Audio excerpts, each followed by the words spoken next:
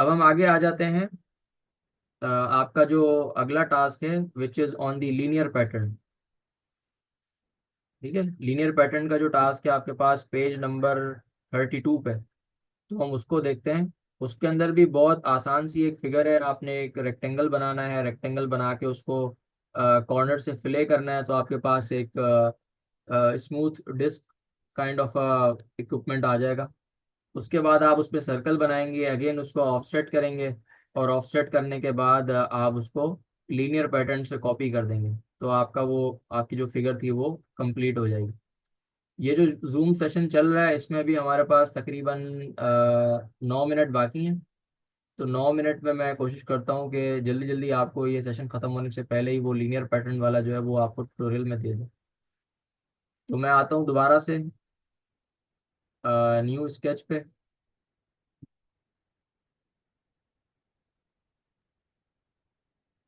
आपको solid works की screen visible है?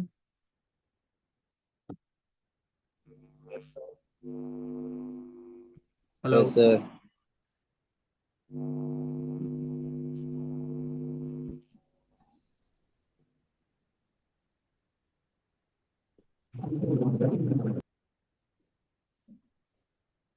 अच्छा, तो अब हम इस पे आ जाते हैं। अगर हमें इस तरह की कोई स्लैब बनाना है जिसके अंदर सर्कुलर होल्स हों, तो हम उसके टॉप प्लेन से स्टार्ट कर सकते हैं।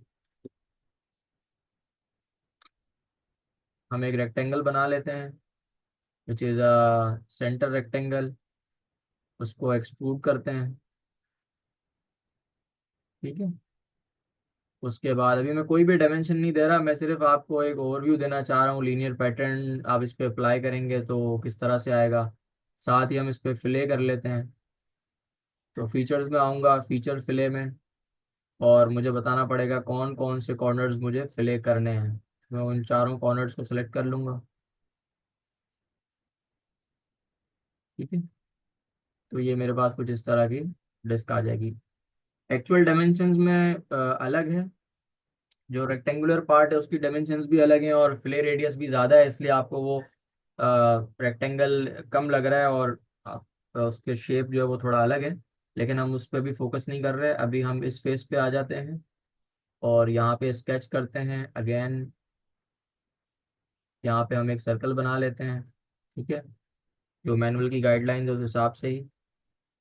ठीक है। अब हम दोबारा से जाएंगे मूव एंटिटीज में, पहले जैसे हमने किया था, और इस आर्क वन सेलेक्ट हो चुकी है। इस आर्क वन को हम अब एक्स डायरेक्शन में हमने मूव करना है। ठीक है। ये एक्सिस देखें, नीचे जो कोऑर्डिनेट सिस्टम है उसमें मेरे पास राइट और लेफ्ट में एक्स आ रहा है। तो एक्स में मैं इसको -50 करूंगा तो ये समवॉट यहाँ आ जाएगा। 50 ज़्यादा हो गया तो -40 करके देख लेते हैं। प्रीव्यू, मैंने टैब दबा के प्रीव्यू देखा तो मेरे पास यहाँ प्रीव्यू आ गया। ठीक है। तो मैंने ओके किया, मेरे लिए ठीक है। और अब मैं इसमें एक्सट्रूड कट लगा देता हूँ, तो ये एक्सट्रूड कट बन जाएगा। ब्लाइंड 10 mm का रख लिया मैंने। तो इस तरह से ये मेरे पास थ्रू ऑल कट हो गया। अब मैं जाता हूँ लीनियर पैटर्न पे। ठीक है। और मुझे डायरेक्शन बतानी है तो मैं ये डायरेक्शन रख लेता हूँ। ठीक है। साथ ही मुझे स्पेसिंग बतानी है कितनी। अगर मैं 20 स्पेसिंग रखता हूँ और 5 रखता हूँ, और डायरेक्शन वन में ही कर रहा हूँ, डायरेक्शन टू में मैंने कुछ भी सेलेक्ट नहीं किया हुआ, तो इस तरह से मेरा ये लीनियर पैटर्न बन जाएगा। मैनुअल में पेज नंबर 33 पे जो फाइनल फिगर है वो कुछ इसी तरह की है, बस उसमें डायमेंशंस का फर्क है। इसमें अगर किसी को कुछ पूछना हो तो पूछें। इस वाले सेशन में हमारे पास तकरीबन अभी 6 मिनट बाकी हैं।